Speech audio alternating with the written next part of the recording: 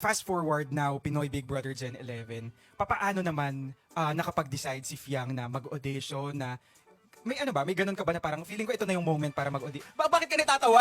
Actually, yung pag-audition ko, trip-trip lang. Oh. Legit! Mamatay man ako, Oo, oo, legit. oo. Sobrang trip-trip lang yung pag-audition ko kasi nagsabi yung friend ko sa akin, best friend ko, na, hey, Pia, bukas na yung PBB, tara audition kaya tayo. As in, parang trip-trip lang. Sabi ko, oh, sige, tara, sama ako, sige, tara, sama ako. Tapos pumila kami, alala ko pa, it's April 27, 9 p.m. kami pumila. Grabe. And then, kauwi ako, April 29, 12 a.m. Grabe. Legit, grabe yung sabi ko, dapat pasuko na ako noon kasi first time ko nga mag-audition sa lahat. First time ko mag-audition sa PBB. PBB? Yeah. And yung mga friend ko noon, kasama ko. So parang wala talaga sa utak ko na, alam mo, kapasok ako dyan. Kasi trip lang talaga yung audition ko.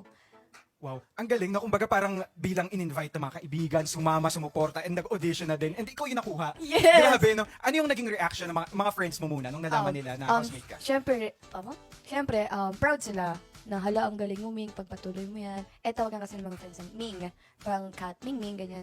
Yan, Ming, galingan mo, kami na bahala sa'yo dito sa labas. Kung ano man yung mangyari sa'yo sa loob, kami bahala sa'yo pagtatanggol ka namin sa labas. Kumbaga friends and Yeah. supporters muna talaga Yeah. sila.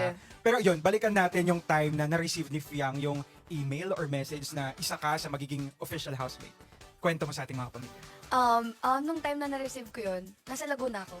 So, kasi nga parang, hindi ko na talaga ina-expect na makakapasok ko kasi parang, hala, nag-start na yung PBB. Oo. 2 weeks akong late. Oo. Sabi ko, hala, pasok ba ako? Kasi nag-start na sila tapos wala pa. Nakilala na lahat ng mga housemate. Tapos although nakita ko yung mukha ko sa trailer, pero hindi ko kasi alam yung kalakaran. So I parang, see. ala, baka eme-eme lang, ganyan. Baka hindi ako makapasok talaga.